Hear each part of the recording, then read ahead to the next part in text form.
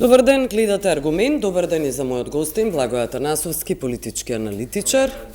Веќе ве најавив, говориме за изборите, за изборните резултати, кои може да бидат некаков пресврт, особено СДСМ и ВМРО и албанскиот блок, кој е прилично тесен. Но прво околу црната кампања. Денеска видовме прилично црна кампања од страна на левица. Една вулгарна порака кон Мицковски, како вели левица, мицковизмот, односно владењето на премиерот Мицковски. Очекувате ли црната кампања да продолжи или тука да застане? Не, апсолутно очекувам да продолжи, бидејќи ништо не ме изненадува. Политичката култура, односно некултура во овие 35 години повеќе партиска демократија покажа дека освен меѓусебни обвинувања, па дури преминување на границите, условно кажано на нормалност или добриот вкус на однесувањето, не се нешто непознато за нашите политичари или носители на јавни функции. Жалното е што ние како општество и како држава во овие 35 години практицирање на повеќе партиска демократија, што се вели од зачетоците во раните 90-ти години, да учиме да станеме едни по-цивилизирани, по-толерантни во нашето поведение, бидејќи политичарите се огледало и на граѓаните и на народот. Гласачите и граѓаните се тие кои им го пренесуваат легитимитетот и го имаат суверенот, и тие на еден начин, условно кажано, го креираат и јавното мислење. Тие наместо да бидат пример и репер како треба да се однесуваат во јавната и општествена сфера, со упатените пораки до граѓаните, тие веројатно во својата желба за гола борба за власта, тоа во Македонија значи гола борба за јавни функции, предалба на јавните пари преку индицирани сомненија за сторен криминал и корупција преку тендерите. Прашање на живот и смрт е практично. Апсолутно, бидејќи со премиерот многу пати сум се согласувал кога велел дека од голтари станале милионери во политиката, но јас велам и го надополнувам, да, точно е тоа така, но не само во СДСМ и во ДУИ, туку многу повеќе веројатно и во ВМРО ДПМН и во ВЛЕН и во сите останати политички партии. Па најбогатата политичка партија е ВМРО ДПМН. Во Европа беше дури прогласена за најбогата. Апсолутно немам никаква дилема дека политичката кампања и реториката ќе биде претерано вулгарна, нема веројатно да се бираат зборови, но тоа е средства и средства, пари особено, милиони, но тоа е се во доменот на македонскиот политички фолклор кој ќе трае 20 на дена, и ние апсолутно како граѓани сме за жал навикнати на тоа, место да го осудиме и едноставно да го презираме тој начин, ние како да се помиривме да живееме во таков жабарник. Да. Заради тоа веројатно има толку неопределени во анкетите, можеме да ги видиме, тоа е огромна бројка, над 23% се или не сакаат да кажат, или се уште не се определени, или не би гласале, надминуваат тие проценти, стануваат огромна некоја бројка на апатични, разочарани, резигнирани гласачи. Апсолутно така е, македонското општество е во аномија, не апатија, аномија е краен стадиум диагностициран од психијатрите. Едноставно, како што вели и премиерот, имаме масовна депопулација и иселување. Тоа е резултат на 35 годишните политики на политичките елити предводени од левицата и од десницата, односно двете доминантни политички партии ВМРО ДПМН и СДСМ со нивните коалициски партнери пред се ДУИ и останатите етничко-албански политички партии кои се менуваа на власт. Резултатот е тој: масовна депопулација, масовно иселување, едноставно одбивање на нормалните цивилизирани граѓани да живеат во ваква држава, и затоа веројатно од избори на избори, како ќе доаѓаат годините кои ќе следуваат, ќе имаме само гласање на она што се вели најтврдите партиски јадра за двете доминантни или останатите политички партии. Се поголем број на граѓани ќе абстинираат и се поголем број на граѓани ќе се иселуваат, и мислам дека процентот на излезност на секои избори ќе паѓа. Одговорот за иселување го има Мицковски, го цитирам: најпатриотски чин е многу детно семејство, вели тоа. Да. Јас мислам дека премиерот е најмалку тој кој треба да им кажува на граѓаните колку детно семејство да има. Тоа е пред се личен избор на секој граѓанин. Мислам дека децата и фамилијата за секој човек е светост и секој сака да има повеќе деца, тоа не се поставува под знак прашалник, но реакциите пред се на социјалните мрежи, ако ги погледнете, одат во негативна насока, упатувајќи обвинувања кон премиерот дека токму премиерот, неговата партија и партијата СДСМ, кои наизменично заедно со ДУИ останатите политички партии се менувале на власт, се тие кои се фактички предизвикувачот на таа ситуација македонците да имаат страшен пат во депопулација, пат на наталитетот и масовно исселување, односно како што вели за 25 години ние ќе станеме држава со под 1 милион населени и сите велат дека со овие плати од 400 евра минимална плата или 500 евра плата, а со цени за основни прехранбени производи кои треба нели сите граѓани да ги ползуваат или да плаќаат сметки за електрична енергија, вода и сите потреби без кои не може еден нормален човек во цивилизирано општество во 21 век да преживе, се дури поскапи или на исто рамниште со една Германија. Мицкоски не се согласува, благодари и вели дека потрошувачката кошничка на пример не е релевантна, не е кредибилна од онаа која ја дава синдикатот. Не е мерило, вистинско мерило на потрошувачката моќ на граѓаните. Не знам што да кажам за човек кој носи часовник од 30-50 илјади евра, да смета дека тоа не е мерило или не е вистинска синдикална кошничка, едноставно граѓаните со 30, 35, 40 илјади денари плата кога ќе отидат во маркет или кога ќе подмират своите режиски трошоци на почетокот на месецот, знаат со што се соочуваат и колкав буџет им останува во преостанатите денови од месецот за да може да прехранат едно многу детно семејство или да го изведат на прав пат, што се вели. Мислам дека не само премиерот Мицкоски, туку и сите политичари од високиот врв во македонската политика и наназад сите премиери, па би рекол и градоначалници и министри, опијани од својата власт и од моќ, веројатно со многу капитал на своите конта, го губат контактот со реалност и затоа веројатно даваат и такви арогантни изјави. Јас мислам дека не само премиерот Мицкоски, никој политичар не смее да се дрзне да мисли дека граѓаните во Македонија имаат добар реален животен стандард и дека може со тој реален животен стандард да имаат многу детно семејство. И прво што се подразбира под многу детно семејство? 5 деца вие со плата од 500 евра да може да ги изгледате и да ги школувате и да ги изведете на прав пат. Мислам дека тоа веќе е потценување на интелигенцијата на граѓаните, а мислам дека и од реакциите на граѓаните на социјалните мрежи многу јасно се виде каква е таа порака. Колку ќе биде казнета владеачката партија согласно она што го говорите дека граѓаните се свесни каков животен стандард имаат, како живеат, дали е тоа достоинствен живот? Анкетите велат дека ВМРО-ДПМН е доминантната партија, Апсолутно. дека владее. Да, апсолутно. Јас очекувам дека Како тоа го објаснувате? Нема што да се објаснува, едноставно е многу просто. СДСМ, ќе кажам, па ќе го употребам тој збор, се наоѓа во една агонија, во една ситуација, како да кажам, во предсмртност на еден пациент, за жал, ако може диагноза да се постави. СДСМ е падната под историското дно од 150.000 гласови, тоа анкетите го велат, а ВМРО-ДПМН секогаш циркулирало околу 300.000 традиционални гласачи. Ако на минатогодишните парламентарни претседателски избори, особено парламентарни, ВМРО-ДПМН освои околу 430.000 гласови и да освојат 100.000 помалку, да го земат својот природен ростер околу 300.000 гласови, а СДСМ по сите анкети ако освои 130.000 гласа, тоа ќе биде разлика од 200.000 гласови. Сега правам некоја хипотеза. Значи дебаклот ќе се повтори или ќе се продлабочи?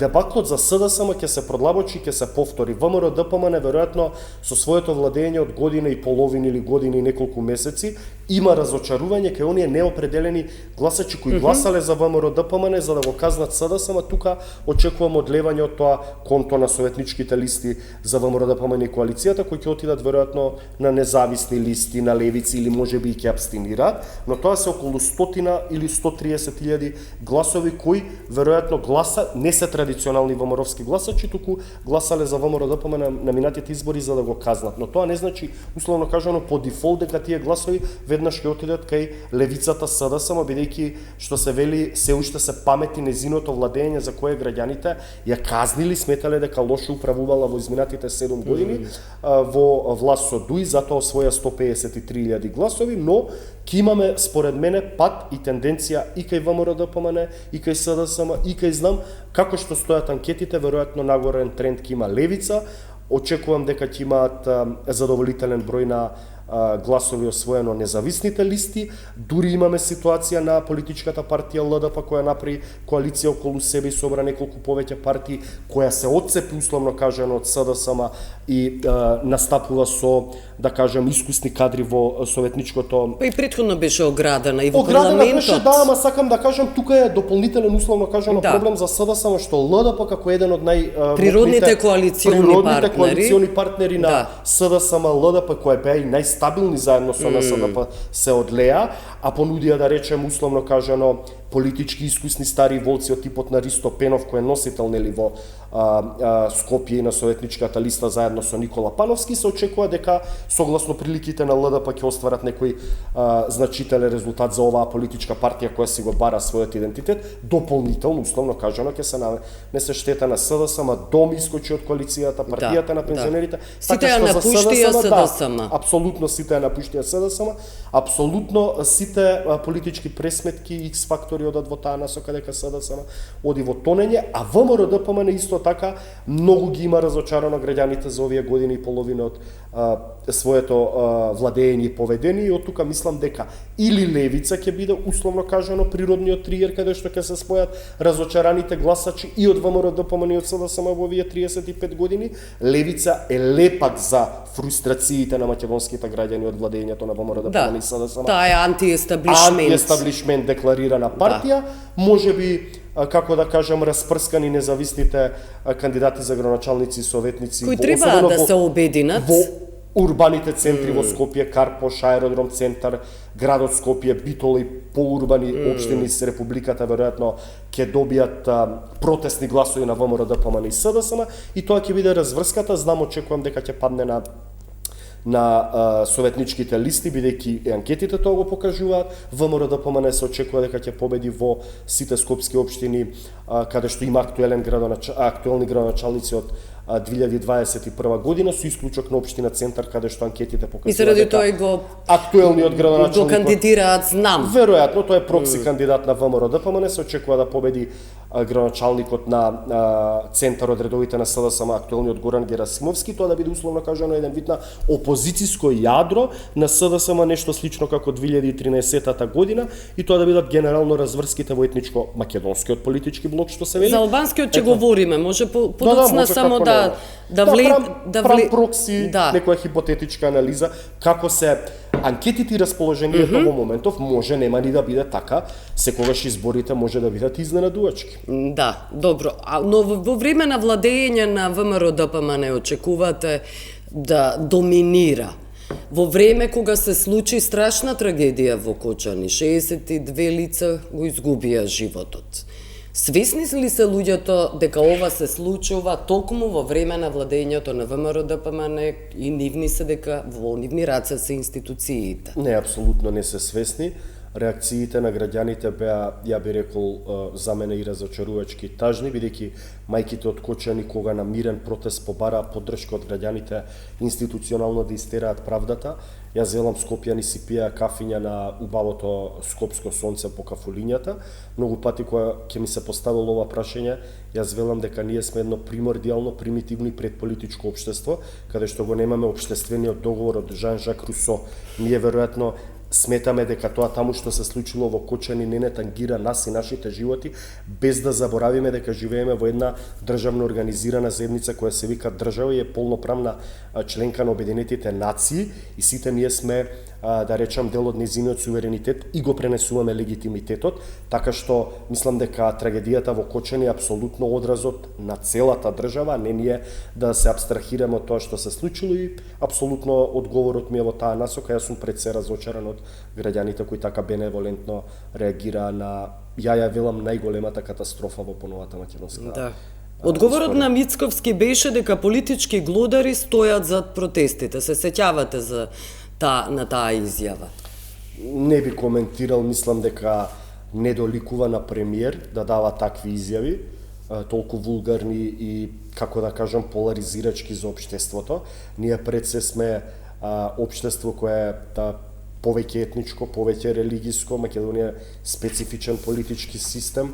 Мислам дека премиерот, не овој даден, сите идни или претходни, председателот, председателите на Македонија, па дури ако сакате и сите политичари, треба да бидат многу поумерени во своите изјави, да даваат тон на обединување на нацијата. Мислам дека можел да каже едноставно институциите на системот независно, без мешање на други центри на моќ, да испитаат целата трагедија и сите кои се инволвирани без разлика пред се на партиска припадност да одговараат, но мислам дека со таа изјава се дава политички партиска конотација дека виновници се сите претходни но не само владеачката партија. Да, од СДСМ и од ДУИ, да. И сето тоа на граѓаните се представува дека ете само злото се нашите опоненти, а ние сме безгрешни. Мислам дека така држава не само што не се води, туку гледаме Србија така како заврши со такво водење. Србија е една држава која според мене е пред институционален распад. Да. Добро, ви изгледа ли дека ова не се најмалку се локални избори, а повеќе се избори на лепење етикети, предавници и патриоти? Погледнете ја само резолуцијата на Венко Филипче која нуди насред локални избори. Мицковски ја критикува таа резолуција и ја отврла, вели дека тој ќе достави вистинска резолуција, онаа која е патриотска. Па катастрофата на Македонија, бидејќи од каде и да погледнеме од секој можен аспект ни се случуваат секојдневни катастрофи, е во тоа и во тоа што ние не правиме диференцијација меѓу локални и председателски парламентарни избори, се наметнуваат теми од висок национален маштаб, кои се предавници патриоти околу евроинтеграциите, наместо ние да имаме судир на визии, на концепти за решавање на проблемите на граѓаните во локалните самоуправи, почнувајќи пред се од проблемите со главниот град, каде што личиме на Бангладеш. Скопје на 30 степени е претрупано со ѓубре по контейнерите, се шири евентуална зараза, се случи еколошката катастрофа во Трубарево и во една таква констелација. Депониите Дрисла и Вардари, што не ги заборавиме. Да не ги заборавиме.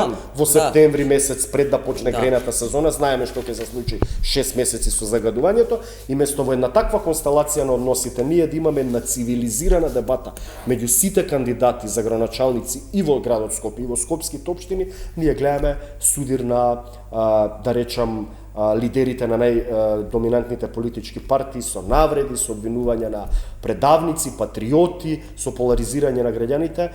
Тоа е резултатот зашто оваа држава ќе заврши во 2025 година под 1 милион граѓани со на еден вработен, еден пензионер, како што рече премиерот.